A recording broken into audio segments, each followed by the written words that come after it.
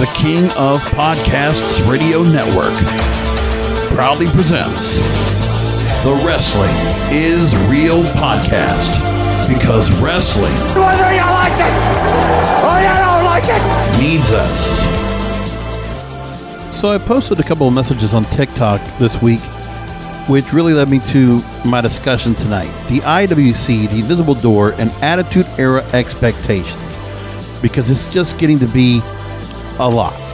And, you know, it is tough because of the overall use of social media.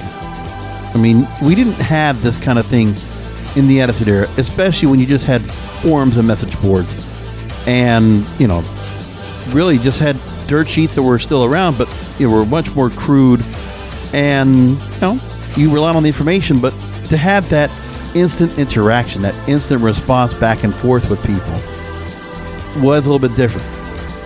And because we could be surprised more, kayfabe might have been a little bit more common, things like that, it's different. But when information runs so fast, and opinions can also get thrown out so fast, and when you've had a wrestling community, some of them in the older end, that have watched much of or was part of the Attitude Era, watching all the wrestling that we had, the heyday of WWF or to WWE to WCW to ECW, and then this transition down and just, you know, living the legacy of the Attitude Era and the expectations from there and the Rock and Wrestling Era. Because what WWE has to understand is that they always have to go and live to a certain expectation. That's what this audience expects. Nobody wants to talk about the fact that this company is still, they're kind of in a rebuilding mode. They really are, without even saying so much as it is. But the changes they've made, it's restructuring and rebuilding from a business standpoint. The releases, whether it was from the corporate end to the talent end, their infrastructure's changed. Who is really running things now day to day in your president, chief revenue officer of Nick Khan, and where Vince McMahon has chosen not to go and look at Triple H as a possible predecessor along with his kids to do that. You know, there's a thing to be said where Stephanie has her spot where she is now in terms of branding, and then there is who they were thinking of, who they brought on board in the last, you know, decade or so to really transition the company into other things going forward, and where they've had some projects that have come and gone. And when they've taken major initiatives, they have paid off. Okay. When they do make real, pretty wholesale changes, that might necessarily not affect the product, because it will take a lot for WWE to change the product overall. To really get that full change that people expect, that's not going to happen right away. And people shouldn't expect it. For right now, you know, pandemic changed a lot of different things. They took opportunities on certain stars. That's the other thing you got to make mention of too. When you look at what systems were in place before and what has, this is what I got to say this to. This was something I was going to see on TikTok, but when it comes to the IWC and the fact that we have an invisible door and the reason for the invisible door, regardless of what Cody Rhodes said in his promo tonight on Dynamite, the one thing you have to understand, and this is very important, the stars that are on top right now, and the ones that have been on top right now, the ones that have been getting a lot of praise, at this moment, you have to think about the developmental systems they came from. It's kind of hard to forget, and for those of you might not even know about some of the developmental talent and where they came from. When you look at John Cena, Brock Lesnar, Batista, when you look at Bobby Lashley, when you look at, you know, just those stars right there, I believe Drew McIntyre came into that end as well, but he was more, if I remember him, from FCW, or actually it was Deep South Wrestling he was in, right? Dolph Ziggler, also part of that group. Then you look at the FCW crowd, the Sheamuses, and then you look at Xavier Woods would also be part of that. And then you could look at a lot of stars that came through the FCW system to make their way to where they are here, And then you look at what NXT's done. When the developmental shine that was NXT, when they decided to control it, and it was something that was funded and they had it under their own performance center, they didn't take full control of it. The NXT system was run like a developmental territory. But when more money was being injected to it because of the talent they were bringing in and because of the use of how it was used as a third brand, it was to replace where there were certain things that we didn't have, like where TNA and the initial attempt to try to go ahead and go after head-to-head, WWE failed miserably, and they really just crashed down. So all that talent that was there, some of them went to Ring of Honor, but the other ones, you had other stars that you could take over to NXT, and then you had other organizations where WWE decided to create this umbrella under themselves. Instead of giving the onus to a Steve Kern or, to a Dutch Man Taylor or whatever, and just have somebody else handle the system. Jim Cornette, they decided, okay, we're going to just not go to another territory and just run things like we do. Where Evolve might have come and helped, right? That's where a Drew McIntyre or a Matt Riddle or an Austin Theory came from. You look at that, and the developmental territories that spurned the talent we have today. But then you look at some of the talent they've brought up from NXT in the Triple H era, where they were trying to build a standalone brand, where the change was a standalone brand as opposed to a developmental territory. I said on TikTok, because somebody actually put up a post and said that AEW was the budget version of NXT. Right. You can say what you want about AEW, that's fine. I'm not here to go ahead and defend either brand. As you know, I'm a fence sitter. I really like AEW's work, and I like even just the booking tonight. A very quick tangent, I could hear a lot of different people, making their comments about the CM Punk MJF feud and how Wardlow became the opponent that we wanted to see MJF take on.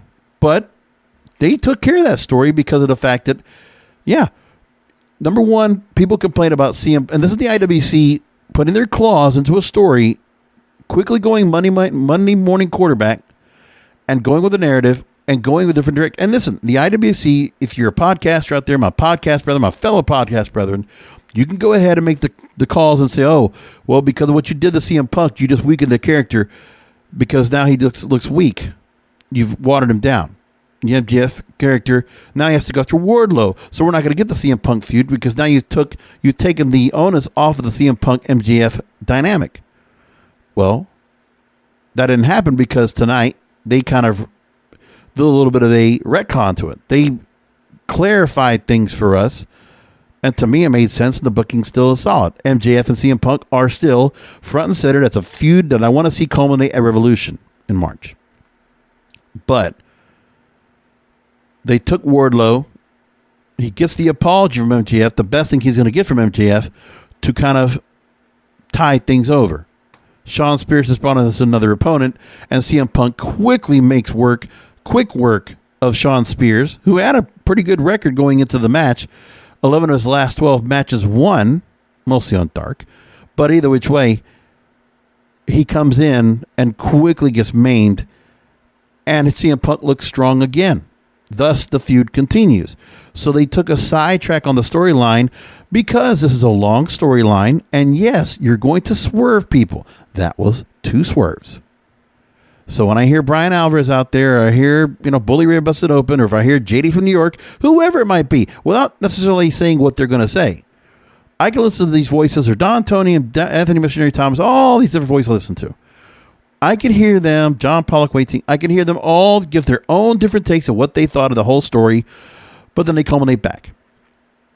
So the internet wrestling community does have their way to kind of just go and quickly jump to conclusions.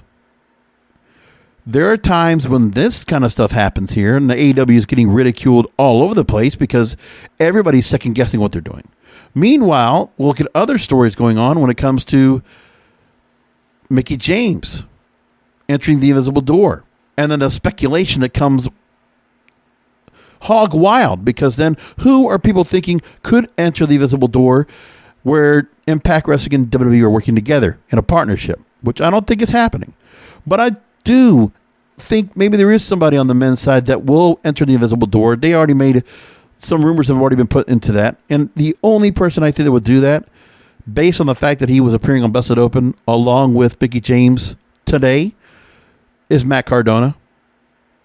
To come in and reprise this role as Zack Ryder for one shot at the Royal Rumble, why not? I don't think he necessarily left on a bad term. I've never heard him say a bad word about the company. So if he wants to, they could absolutely bring him in just for a quick shot and come in there for a couple of minutes, go out, but at least he'll appear on there and it'll be enough to get the internet wrestling community buzzing. So they're getting the IWC to buzz. So the Mickie James opportunity for her as Impact Knockouts World Champion to go ahead and appear on the show, we can speculate, could she come out with a belt? Will they continue to recognize her even when she comes out for the match? Will the ring announcer even say anything? We don't know. There's a lot that could be said right there. The complaints about, Lita taking somebody else's spot and the older stars taking spots and all, and, getting the announcements of all these legends coming in and taking away some of the surprises. I don't like to necessarily overjudge or over underestimate what any company does. I'm a fan like everybody else, and I just want to see what they're going along with and where they're going to go with the storyline. But I will give my take and I'll analyze. But I'm not going to just come on here and just be negative, all crazy and critique. I have been negative, but I think I'm very constructive at the same time. That's what you expect from me on this show. It's what you expect. By the way, a quick little note before we continue here. I want to give a note that, one of the few times I go out to a wrestling show, I've done a couple. Gone to NXT when they've been in town. I've gone to SmackDown for WWE. And I did do a house show. It was a super show that they did in Fort Lauderdale at the BB&T Bank Center. Now it's called Florida Live. Well, I also went to Ring of Honor when they came down here it was the lead up to Final Battle, and I forget what year it was, 2014, something like that, at the War Memorial, which is now torn down. And for the fact that Impact Wrestling did not go to the War Memorial for their run down to South Florida, they've chosen a new venue, the Charles Dodge Center, which is in Pembroke Pines. And I have bought a ticket just for myself. I couldn't find anybody else to really go with. I'm not talking to Chuck, right? So I'm going there on my solo. And if you guys want to go meet up with me, let me know through all my social media. So Twitter, Facebook, Instagram, TikTok, whatever. Just reach out to me at King of Podcasts and let me know if you're going to be there. And let's see if we can go meet up at the show. Wanted to make sure I did that. So I will be at the Friday night tapings for Impact Wrestling coming up this weekend. Now, there's the Mickie James issue. We can talk about Mustafa Ali and his wanting to be released and the complaints that everybody has with what he's doing there and opportunities missed with him. And the fact that the morale in the locker room continues to look very bad because another person wants to leave. And where will he go? And then there's the talk about, AEW might have people that were under contract. They're going to be their contracts are about to expire. So they're going to go and go somewhere else. They're going to go back to WWE or they're going to go to the WWE, right? Right. And then yesterday, you throw a bomb like NXT 2.0 did, where after a pretty good night, Walter beats Roderick Strong. You have some things set up for Grayson Waller and, Santos Escobar and Braun Breaker. And, NXT 2.0 doing a pretty good job of building up stars. And I think some of the commentary that was talked about when it comes to the changes from NXT Black and Gold to NXT 2.0 and the ratings for them, I'm not hearing much about it. I hear people talking and complaining, but you know what? The ratings are saying something different. For those that were very upset, you're not hearing much about it. So far, Raw had a 1.6 rating and 1.6 million viewers on average, going up against a very strong Super Wildcard Weekend Monday Night Football game, which did get out of hand pretty quickly, but still the audience to be able to pull the audience they were able to do for the younger demographic was pretty commendable, knowing they were going to get blasted by football on Monday night. We don't have the ratings for NXT yet. They've not been announced. By the way, just notice that NXT and Raw are going to Sci-Fi for 2 weeks coming up in February. That's because they're going to be preempted by the Olympics. So Raw and NXT will air on Sci-Fi February 7th and 14th and February 8th and 15th. First 2 weeks. Well, actually, second and third week.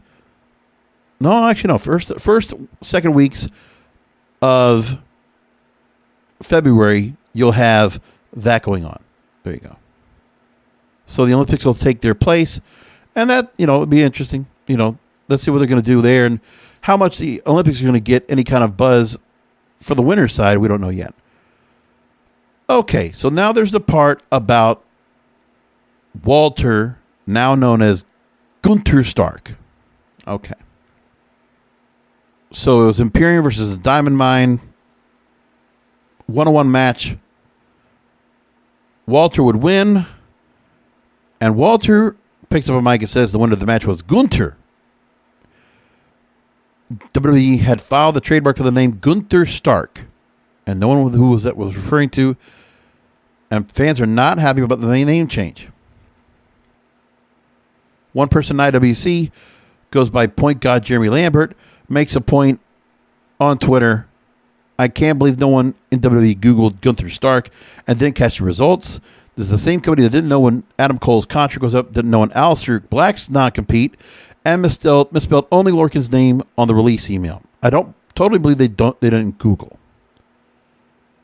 Another person, Garrett Kidney, writes on and says, there is literally no wrestler in the world that is easier to book than Walter. You just leave him be himself, be big and mean, and imposing and be one of the best wrestlers in the world. He will make every babyface he wrestles a star. And these goons call him Gunther. Now, a lot of people have made a real big stink about Gunther Stark. Let's talk about why. Listen, I don't have any opinion about the fact that they decided to create this name for this guy. For what? If you do Google search, you'll see it was a person named Gunther Stark who had the same name, who served as a Nazi Germany military commander during World War II. Right now, NXT is just, under the NXT profile on the website, they're just using the game Gunther. So that backlash has come in, and the company is taking course. NXT fans couldn't help themselves. They had to go ahead and make comments about it. But, here's what happened.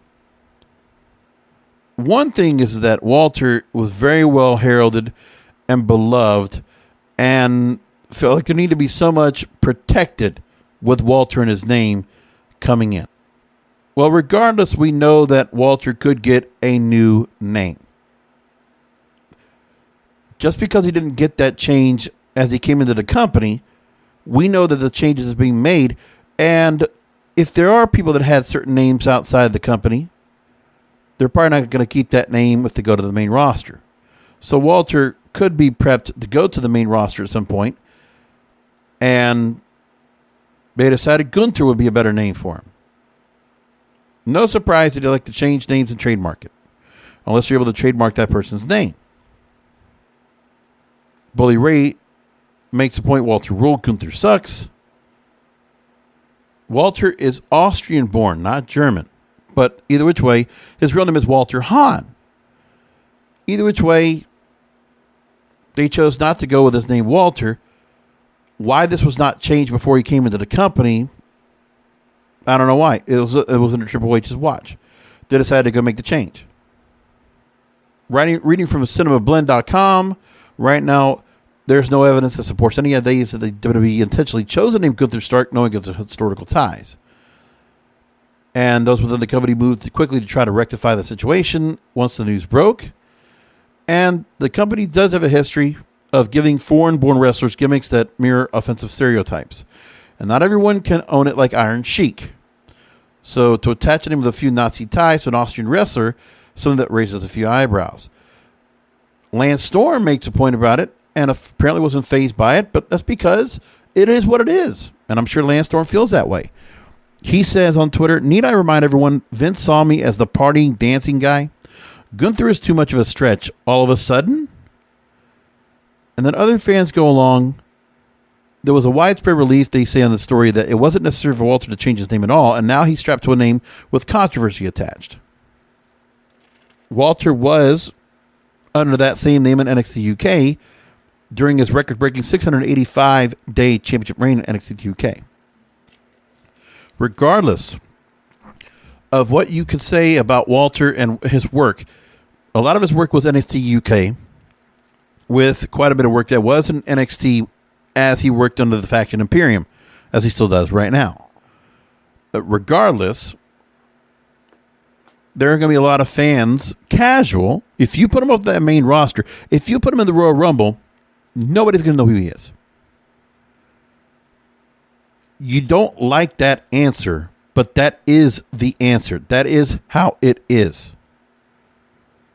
Now, in this story, they go along and say that tensions are high amongst fans right now, but it's possible this controversy may eventually fade in the coming weeks. Ultimately, there's a crowd of people who want to see Gunther be as dominant as NXT and hopefully the main roster of WWE in the coming years. There are a lot more factors at play than a name change for that to happen, though the outrage over the controversy is understandable. I mean, people want to be outraged just for the sake of outrage. Like I said, there's a book out there I've been reading called The Coddling of the American Mind. And the younger audience out there, you know, if this kind of story came out 20 years ago, we wouldn't have had this outrage.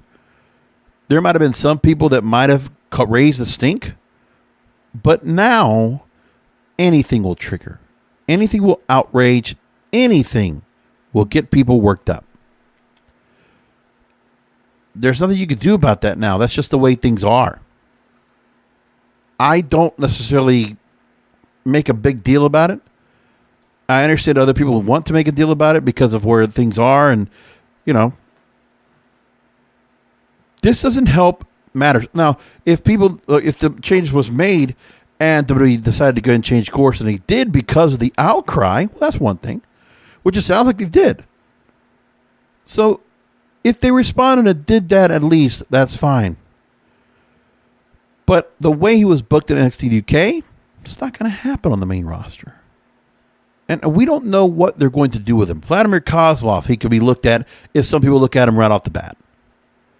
And yes, there has been times where we've heard names out there that are notoriously, you know, wrestling has always been like, you know, they could have made that name just to make him a heel.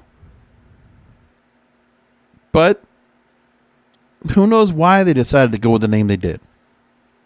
And what kind of a response they did. Who knows if the company wasn't trolling at the likes of Bruce Pritchard and all, that they don't necessarily make a big deal. Like they're not going to lose any stock price, or they're not going to have any real big blow by the audience by doing this change, right? The bulk audience. Here's the thing. The audience, the people that actually are really the people paying to go to the arenas, the people that are actually the ones that are trying to get to watch the show, this new audience they're trying to bring in, right?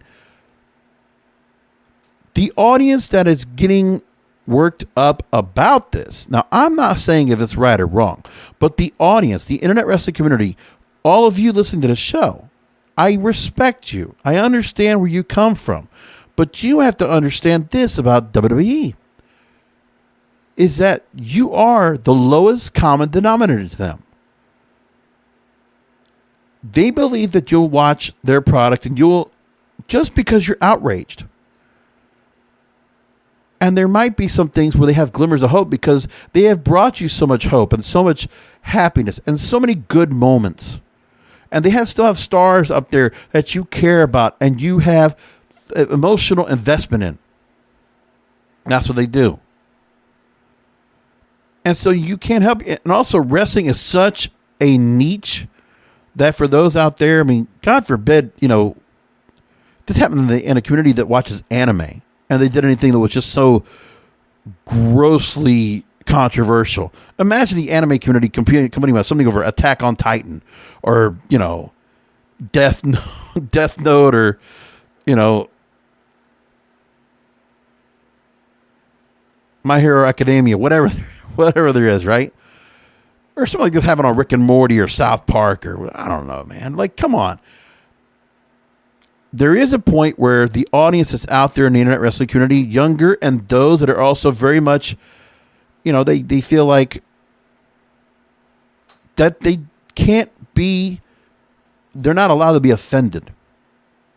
They're not allowed to let other people be put down. And there's like, God forbid somebody does something that could be a mistake, or somebody does something that is to, on purpose, create a reaction. And you just don't react to say, oh, this is bullshit. No, you actually try to cancel a company, or you try to go ahead and just, you attack people that might have a different opinion. Okay. That's, par for the course these days. Obviously, you could do that with politics, and that's a really dirty game that I'm not going to play that. But social media, it's toxic. And toxic to the point where you can't have any kind of a civil discourse about this anywhere on social media. And for WWE to go ahead and, react like they did with social media and the outrage that came from it, it's a big corporate company. And there are some people within that company that might have some old ways, old mannerisms, and old methods, and they are not paying attention, or they're not caring to pay attention to the audience that is progressively changing. Let's just call it that. An evolving audience. The generation of stars that watch the Attitude Era are not the generation that's watching now. And it's not the generation you're going to get that's going to respond. It's going to go and come into this. You are going to turn some people away from doing things like this. For all the things that WWE does do to try to create diversity, equality, and equity and inclusion, to support certain causes, support certain people, support various communities, cultures, genders, everything like that. Yeah. It doesn't matter about the good you've done, how charitable, how philanthropic, who you push, and who you, of the entitled generation that feels like, well, this person needs to get pushed and this person needs to get pushed. And then you feel like, well, no, the person shouldn't be pushed. We could go through a lot of reasons why people feel the way they do about certain stars. When you look at Becky Lynch and you look at various stars that are going after her belt, might ask yourself, why does it have to be Doudrop? What's special about her? Or why does it have to be and with Doudrop, she fits a category that some people will definitely support. Definitely a crowd of people that are body positive that would definitely support her cause. She's a woman. That would also be another cause. Not enough boxes checked. What about Liv Morgan? What about Bianca Belair? You just think of all the things that they do on that spot. And then you look at how, Big E was not even booked right. Okay, well, then there's things like that. Everybody's going to get upset about something. Now, for those of my podcast wrestling brethren, the dirt sheets out there, we know you're going to take advantage of this. We know you're going to go ahead and play this up because it gets you clicks, it gets you revenue. You're content creators. You're creating content out of controversy. Good for you.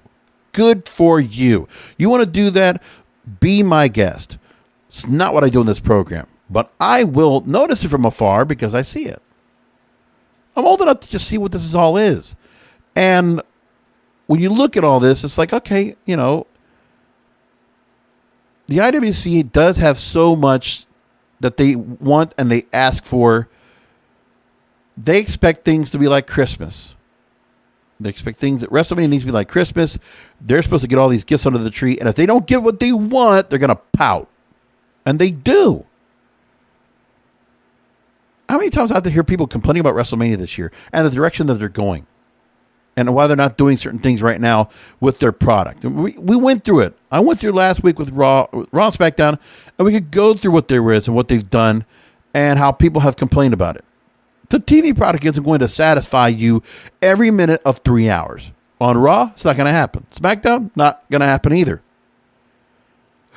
And you have to also consider that they are also working off of the fact that they don't have the talent roster, not the fact that they couldn't use the talent that they had let go, but it's because it's not who they wanted. They don't want to be like every other promotion. All right. The fact that AEW is taking on Adam Cole, Kyle O'Reilly, Andrade, Malachi Black, and all the things they're doing with all these different stars they have over there, okay, without anybody really talking much about the other stars that came into this company, for instance, day one, the pillars we talk about, that they continue to push and put forward when it comes to Jungle Boy, MJF, Darby Allin, Britt Baker.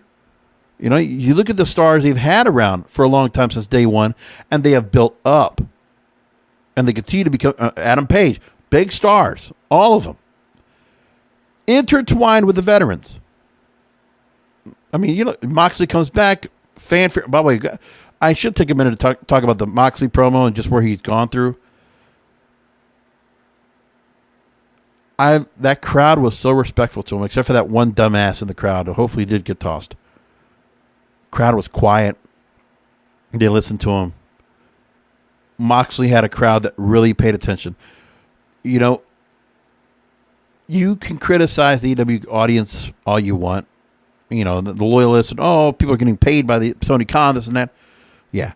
But I'll tell you, that crowd, that's a pretty well-trained crowd, man. They are definitely in the movement, and they're not swayed by a couple of mistakes or some botches and things like that. AEW, just like any other company, is not perfect. They are doing with stars that have not been on television for that long, some of them, or never had that much TV exposure before they came onto the show. They're getting live, real-time experience in ring. Live. So if the mistakes happen, they do. But everybody can't help but just go and complain about them. And I also have to put them up at the level of WWE, which they shouldn't be. They're a number 2 company. And a very good number 2 company at that. I like what they do. I like their booking ideas. 95% of them, of the booking they do, I like it. I really do. I love that this company is so willing to go ahead and promote so far ahead of their content. Like, I mean, they promote matches upon matches, and, you know, you can easily access it. In social media, look, when I want to go and see what's going to be on Dark and Dark Elevation, I can find it. And I watch those shows. Adam Page, what's going to be Adam Cole, started off Dark Elevation this week. I mean, come on.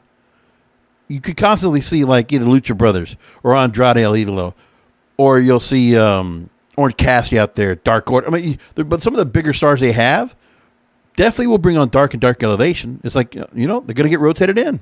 Great. Amazing. And I love that kind of thing. And I like what they do with their direction when it comes to their stars. And there's not this overindulgence of, like, certain stars being on there all the time. Like, look, Brian Downey, we haven't seen in a little bit. Jay Lethal doesn't come on there all the time. And they're definitely rotating certain stars and bringing them back to the mix. So Mike Moxley's back now. Now you got Murdoch Monsters back. Cody comes back after a couple weeks off for COVID and other things. And, you know, they keep building up stories. They keep building up great events. Beach Break looks great coming up. And then you look down the road to Revolution, which I know there's going to be a number of matches that are going to have this all set up for that. That's really going to look really good. It's great stuff, what they do all together. So that's not much to criticize about AEW. If I wanted to try to nitpick, which some other shows try to do because, oh, I got to be critical because, you know, I can't be looked at as an AEW show. Whatever, man. You know, some people, it's fine. It is what it is. I said all the time.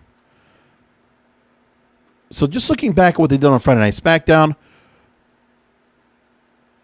Okay, let's just look at the main event feuds. All right, Rollins Reigns. People complaining about that feud. And SmackDown did an excellent job of taking you back 10 years. And not just during the part of the Shield and the betrayal. Taking you to WrestleMania 34 at Levi's Stadium and Rollins cashing in Money in the Bank on Rollins and on Reigns and Lesnar. And then moving along forward to that. And for people to have to think that Seth Rollins hasn't been booked strong enough to go back to main event level, I thought he could. The fact that we're going to go and give him the Universal, to me, the WWE Championship, I thought was tremendous. because he is booked that strong. He is still main event level. And he's definitely found his character. You know, the evolution of the Monday Night Messiah character to where he is now, yeah. He's changed his character up. His promos are different now. I like the amplification. I like it. He's kind of taking his cue from Rockstar Spud and the kind of suits he gets. Now he's got the dances and stuff. Definitely has his character developed now. It has layers to it. It has dimensions. And he's been booked strong. He's been winning matches. He's got a streak of wins behind him. So it's working. So I don't feel like there's any way outside of this suspending belief to not think that Roman Reigns could take on Seth Rollins as an opponent, and Seth Rollins could very well beat Roman Reigns. To me, it's legitimate.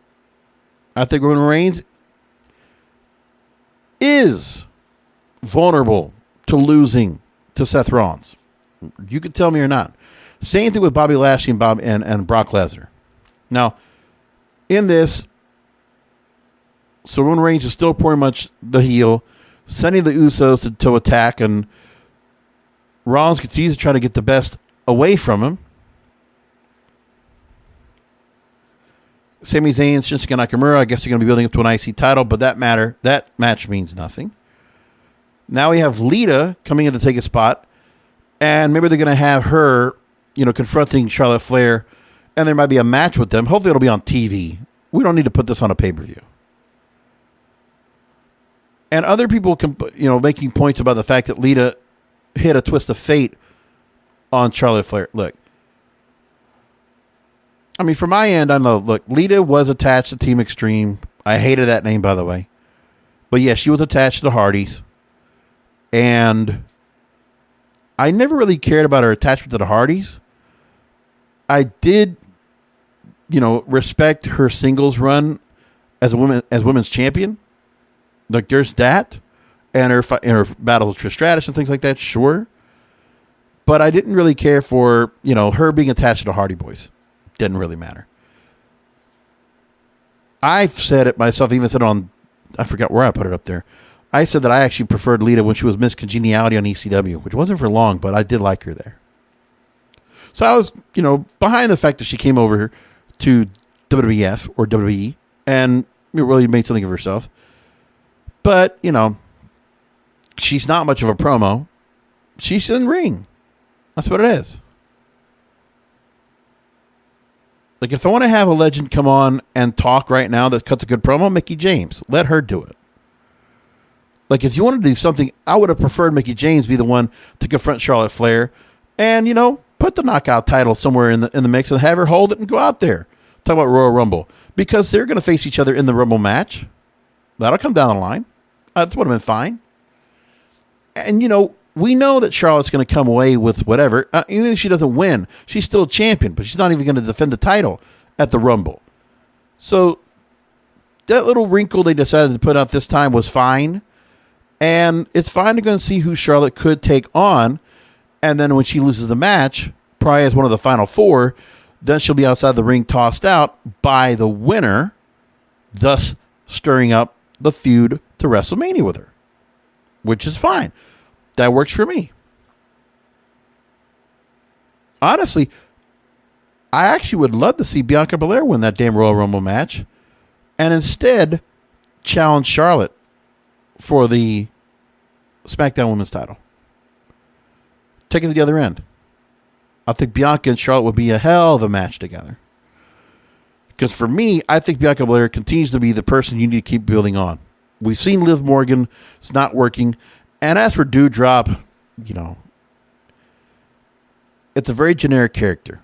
There's not much to this character. It's a retread of being attached to Eva Marie, which, she's gone, but yet Doudrop's name continues to be, and they've kind of left her. It's a kind of like a novelty kind of, just this character.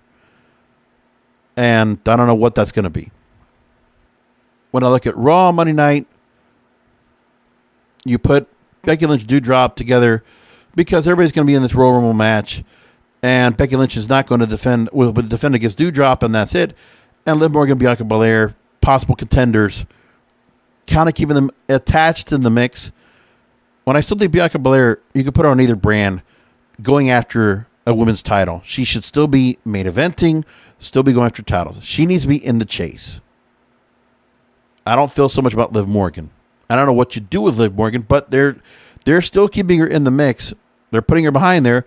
That's probably just to kind of continue to give her a shine as she goes into the Rumble. So there's something significant about how well she does in the Rumble and how well they book her in that match.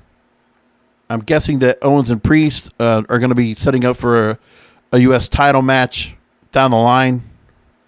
RK Bro is not going to break up yet.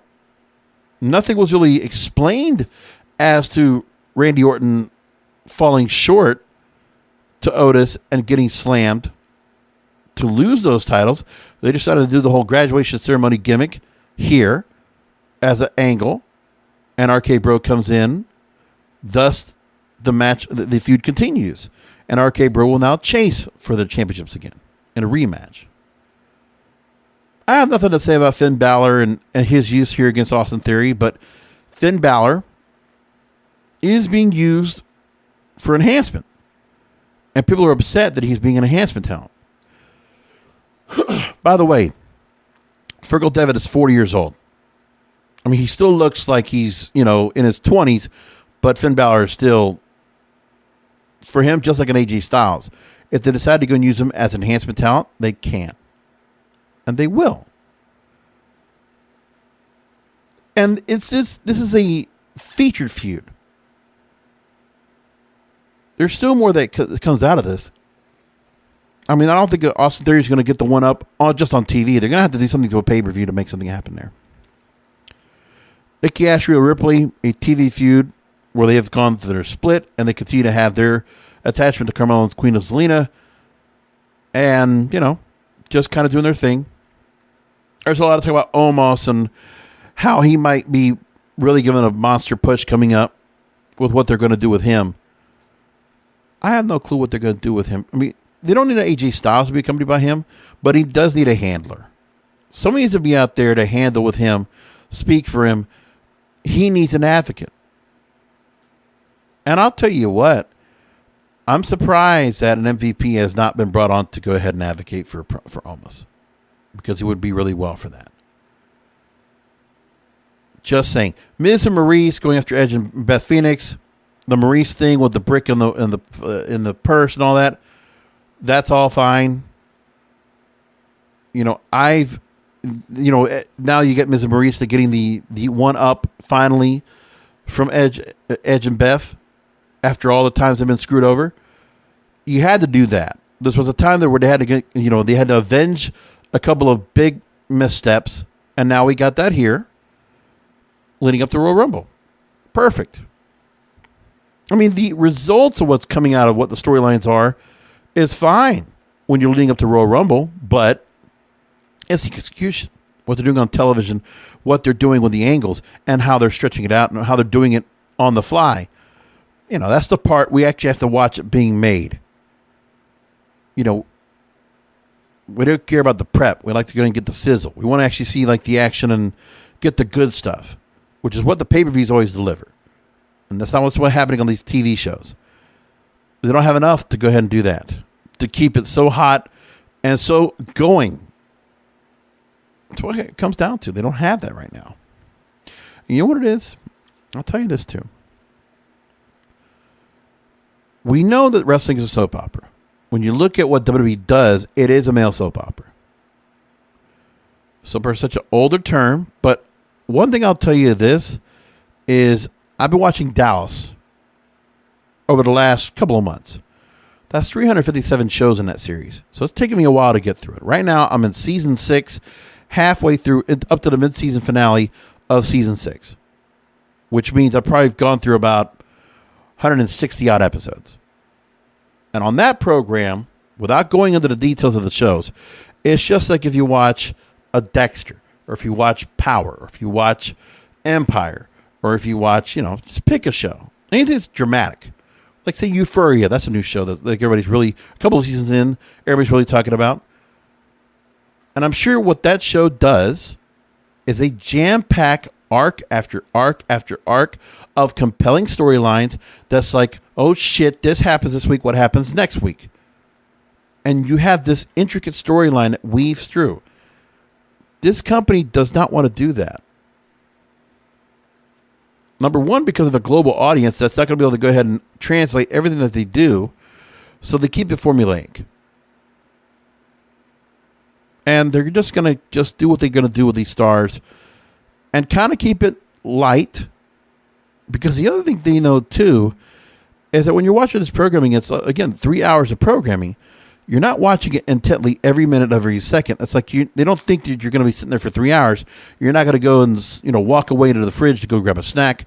You're not going to walk away to go use the bathroom. You're not going to walk away for something else. Or you're going to be watching stuff on your phone or your tablet or your laptop or whatever you're going to be doing. You could be knitting. You could be doing whatever the hell. They know people are going to be doing other things and watching their show. They just need to keep enough shiny objects on there to keep you interested. The whole show. That's what they need to do. But for people to expect, like they do now, the one thing I can tell you is that with certain shows that really start off really hot, I think of Empire as a great example. That first season was so jam-packed with storylines and so much intrigue and controversy and just so much backstabbing and betrayal and so much crap going on that they made you like gasp every time you went to commercial break. They don't do that now. Well, that show only did it for like 1 or 2 seasons. After that, they ran out of ideas. And that's because they have the same cast of characters there. And there's not a whole lot that you're going to do so much to change the characters and like start killing a lot of people off and changing other people out. In WWE, they have to, they need to go and have a time where they rotate certain stars up. The problem is they have certain stars that have been there at that top spot for a long time. And they're old, some of them are old in the tooth in terms of how long they've been out there. I mean, when you think about it, man, I really didn't pay attention to the fact that how much time has gone where Reigns and Rollins in the Shield was 10 years ago. In the main roster. And you think about some of the other stars and you try to ask yourself, how long have they been around? You look at Kofi Kingston, he brought them to 2006, right? 2005 on ECW, Sheamus the same way. You think about some of the stars who've been around and for how long they've been around. It's mind-boggling, some of the stars. And then some of the stars, you don't realize how much older they are. Damian Priest is almost 30 years old. He's 39 years old. He's going to be 40. Like I said, Finn Balor's 40 years old. You couldn't tell it, but he is. But there are other stars, they're much older. And that's what you have of everything that they're doing right now. Now take into consideration the internet wrestling community, who are notoriously known for having the shortest attention span of anybody out there. I mean, when you look at some of the audiences out there, that watch superhero films or anime or into gaming, and the level of brainwaves that have to be moving along and giving so many various levels of emotion. When you look at, first of all, they have a little bit of a jealous tendency when it comes to, while there are people criticizing AEW or like say, if for some audiences they want to see what ECW used to give us. Because remember, we know how much of an influence ECW was. They constantly gave you shock and awe. They gave you wild, crazy, acrobatic wrestling matches. Very extreme hardcore stuff. And the crowds and how they ate it up. And how much they were given on a regular show. Like, I still remember watching the ECW pay-per-views. Heat Wave and Barely Legal, Living Dangerously, and all the matches they would have, even the mid card, the curtain jerkers, and the matches they would have, like watching Danny Dorian Roadkiller, Supernova, and all these different stars, and the level of work that he did in the ring. And I honestly feel like that's what you got with Ring of Honor, because it would be a spot fest. Like, especially when you look at the level of matches that Cody Rhodes, Young Bucks, Adam Cole were doing, Kyle O'Reilly, Bobby Fish, and all that we're doing in there, with all the other matches that are going on, along with the Briscoes, along with Jay Lethal, and looking at the level of action you have, and it's just like big spot after big spot after big spot, near fall after near fall after near fall. That kind of excitement is what this internet wrestling community wants on a regular basis. They want constant excitement. They want adrenaline rush all the time. And the one thing that WWE has is that they have so much time to do that, but they don't have the kind of resources, the wherewithal to go and do that kind of thing. Because also, most of that audience that's not IWC, they're not going to respond well to that. The feeling you got to watch ECW on pay-per-view in the 90s, or how you watch Ring of Honor quite a bit in the 2000s and 2010s. Triple H wanted to create that adrenaline rush. Even Impact in the early days, it was on pay-per-view to Fox Sports Net to Spike. They sometimes also gave you that as well. But Triple H wanted to create that adrenaline rush. Because that's what the NXT Black and Gold faithful really loved. It's the adrenaline rush they got from that show. The excitement, the thrill, the goosebumps of the stars that created it. Did they really do much when it came to the promos? Somewhat. But even in the best days, WWE never gave you that kind of adrenaline rush. It was like match after match after match. Boom, boom, boom, boom, boom. No. Everything was methodical, kind of lethargic. It moved along. For people that always talk about the Attitude Era and how great it was, remember, I can't tell you how many times some of the matches I got bored by because they were lethargic.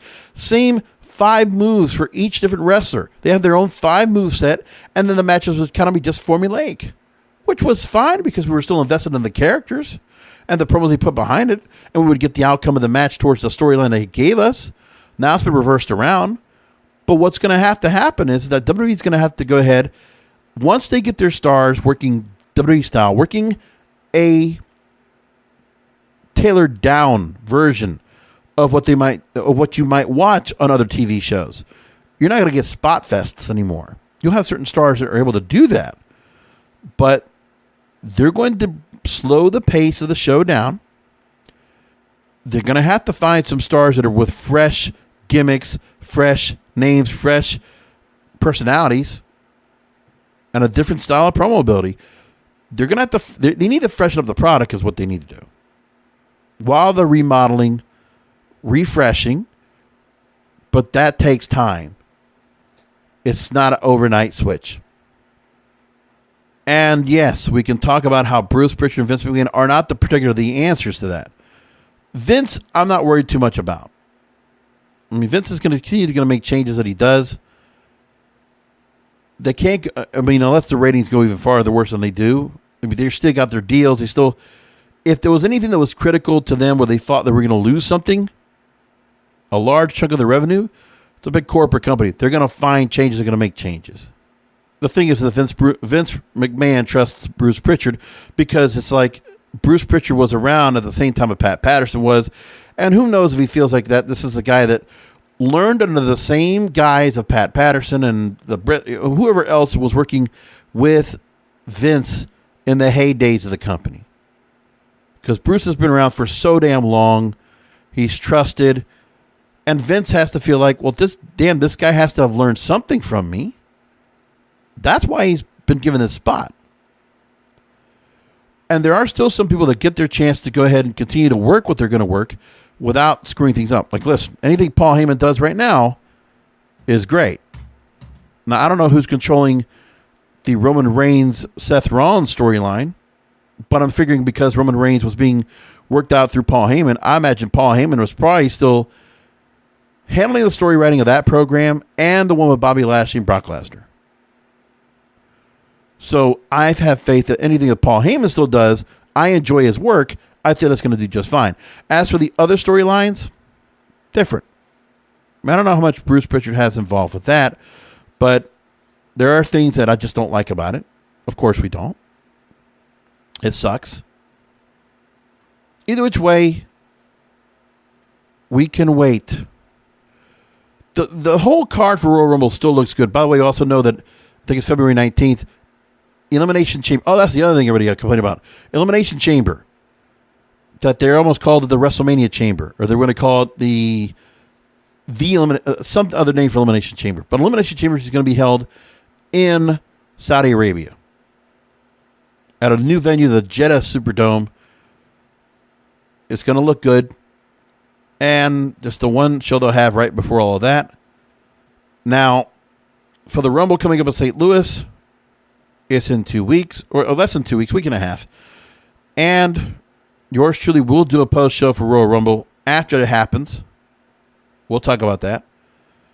After the matches they have so far, and listen, the card looks fantastic. It really does. There's a lot of good matches in this card. The WWE Championship, Brock Lesnar, accompanied by Paul Heyman, versus Bobby Lashley, accompanied by MVP. I'm all in for that match. And I think they've done a really good job booking that show. Bobby Lashley hasn't gotten the one up yet on Brock Lesnar to kind of even things out, but they did a good job with the package. And so far, they just kind of set the seeds, but, you know, I want Bobby Lashley to be kept strong. And I wouldn't mind if he was able to beat Brock Lesnar for that title. That would be kind of nice. But, you know, we don't know. But give these guys some time. I want the story to play out. I want it to be good. Please give us the proper payoff for this match. That's what I hope for. Universal title, Roman Reigns versus Seth Rollins. I can still see where Reigns and Lesnar will win, and who knows what they're going to do going up to WrestleMania and how they're going to build up to that. I'll wait for it and see what they're going to come up with. Edge and Beth Phoenix versus Miz and Maurice mixed tag team match. Becky Lynch versus Doudrop for the Raw Women's title. And so far, we have 15 names announced for the Men's Royal Rumble. Johnny Knoxville. Hey, Jackass Rumors coming up the week after, or 2 weeks after. Or no, the week after, excuse me. It is February 4th, I think it is. Which I'm going to go watch. I'm all in for it. Rey Mysterio, Dominic Mysterio, Angelo Dawkins, Montez Ford, Austin Theory, Sheamus, Damian Priest, AJ Styles, Big E, Happy Corbin, Madcap Moss, Sami Zayn, Kevin Owens, Kofi Kingston. There's a boatload of names left to add. We could see one Invisible Door member that will just be novelty, that will not be any significance at all, but it'll make people talk, along with some other stars that'll come in, legends, whatever they might be. Debuts, who knows. So the Rumble's going to be fine, as it always is. You really just can't screw up that show. Not much. Women's Royal Rumble, we have 21 names so far. Nikki ASH. Aaliyah, Natalya. Well, I like Aaliyah getting the win this week. And, you know, for whatever reason, I guess where Toni Storm fit in before, now Aaliyah takes that spot. It sounds like it's where they're going to go. Natalya, Mickie James, the Impact Knockouts Women's World Champion. Shayna Baszler, Summer Rae. Curious how she's gonna look coming out. She does look great as always. Seeing the recent pictures, I don't know if she's still got blonde hair, if she still kept it dark or what. I forget. Tamina, Dana Brooke, Kelly, Rhea Ripley, Nita, Naomi, Nikki and Brie Bella, Carmella, Queen Zelina, Michelle McCool, Shotzi, Charlotte Flair, Bianca Belair, Liv Morgan. Still 9 names left. There's a whole lot that could be split there. And debuts as well. It's still going to be good. We'll even see how they're going to go. Meantime, that's the show for tonight. There will be a post show for Royal Rumble, not this week, but next week after the event on the 29th. I'll let you know how things went with the Impact Wrestling show when I go in this Friday. I'll let you know how that's all going. If you are going to be there, please let me know. You know, drop me a line, kingofpodcast@yahoo.com, or send me a DM on Twitter, Facebook, Instagram, TikTok, whatever. Let me know if you're going to be there, if you happen to be. But I expect it to be a good time. Bullet Club showing up. And who knows what other surprises they have going on board. That'll be fun. Leading up to Rebellion coming up in a couple of months. Meantime, that's going to do it for the show. Thanks for listening to another Wrestling Store podcast, because wrestling needs us. Thank you for listening to the Wrestling is Real podcast. You can find all previous episodes at wrestlingisreal.com or subscribe to the show on all major podcast outlets, including Apple, Amazon, Google, Spotify, and iHeartRadio. Follow the King of Podcasts on Twitter, Facebook, and Instagram at King of Podcasts, and search King of Podcasts on YouTube, or type youtube.com/JBRASCO951. This has been a presentation of the King of Podcasts Radio Network.